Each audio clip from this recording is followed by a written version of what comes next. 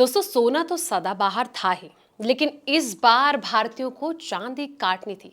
पर हुआ यूं कि चांदी काटने के चक्कर में जेब ही कट गई। जिस वक्त दुनिया के बड़े बड़े खिलाड़ी अपना पैसा निकाल रहे थे दोस्तों, हमारे लोग ऊंचे दाम पर चांदी बटोर रहे थे। नतीजा, करोड़ों का घाटा, हाथ में सिर्फ खाली झोला। आखिर क्यों हम हर बार बढ़ते हुए दाम के पीछे भागते हैं और गिरते ही पैनिक कर जाते हैं? तो चलिए जानते हैं कि आखिर ग्लोबल फंड की उस चालाकी को जिसने भारतीयों को तगड़ी चपत लगाई है। दोस्तों नमस्कार, मैं हूं आपके साथ संध्या बिष्ट और आप देख रहे हैं द इकोनॉमिक टाइम्स हिंदी। खुदरा निवेशक अक्सर एक गलती है। जब किसी चीज में जोरदार तेजी आती है तो धड़ाधड़ खरीदारी करते हैं और गिरावट में घबराकर उसे बेच देते हैं। चांदी खरीदने में यही गलती छोटे भारतीय निवेशकों ने की। दोस्तों, जब सिल्वर के दाम आसमान छू रहे थे तब भारतीय निवेशकों एफओएमओ यानी कि छूट जाने का जो डर है, इसका शिकार होकर ऊंचे भाव पर चांदी खरीदी। जब चतुर वैश्विक संस्थागत निवेशक उसी चांदी को बेचकर पैसे तिजोरियों में रख रहे थे, नतीजा भारतीय निवेशकों को 4.6 अरब डॉलर यानी कि करीब 38,000 करोड़ से ज्यादा का नुकसान झेलना पड़ा। दोस्तों, वैल्यूम कैपिटल रिसर्च की एक रिपोर्ट के अनुसार जनवरी 2022 से फरवरी 2025 के बीच एक अजीब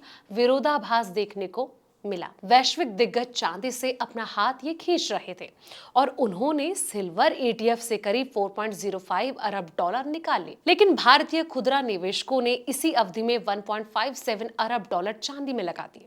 हालांकि ये जो फैसला है गलत नहीं था, लेकिन टाइमिंग की चूक ने सारा खेल ही बिगाड़ कर रख दिया। दोस्तों, चतुर लोगों ने सही समय पर गेम किया है। जी हाँ, सितंबर 2025 से लेकर जनवरी 2026 के बीच चांदी 42.5 डॉलर से रॉकेट बनकर 120 डॉलर पर पहुंच गई। 182% की इस तूफानी तेजी को देखकर जो रिटेल निवेशक हैं, इन्होंने जमकर चांदी खरीदना और रिकॉर्ड 4.6 अरब डॉलर झोंक दिए। ठीक इसी समय मचे हुए ग्लोबल फंड ने तेजी का फायदा उठाते हुए 3.55 अरब डॉलर की भारी बिकवाली कर जो है वो मुनाफा वसूली कर ली। यानी कि जब दुनिया के जो बड़े खिलाड़ी चांदी बेच रहे थे, तब भारतीय निवेशक जो है वो सबसे ऊंचे भाव पर एंट्री ले रहे थे। दोस्तों, फरवरी 2026 में जैसे ही चांदी का जो बुलबुला है वो थोड़ा सा शांत क्या हुआ और कीमतें गिरकर 81.58 डॉलर पर आ गई।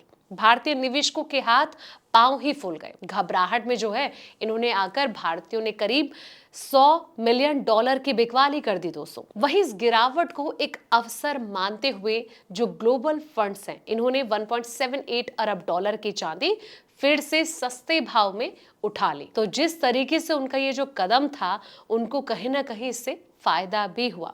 लेकिन अगर चांदी का जो बुलबुला है वो फिर से उठता है, तो ऐसे में देखना ये होगा कि निवेशक किस दिशा की ओर बढ़ते हैं। फिलहाल इस रिपोर्ट में इतना ही। ऐसे तमाम वीडियोस के लिए आप देखते रहें द इकोनॉमिक टाइम्स हिंदी।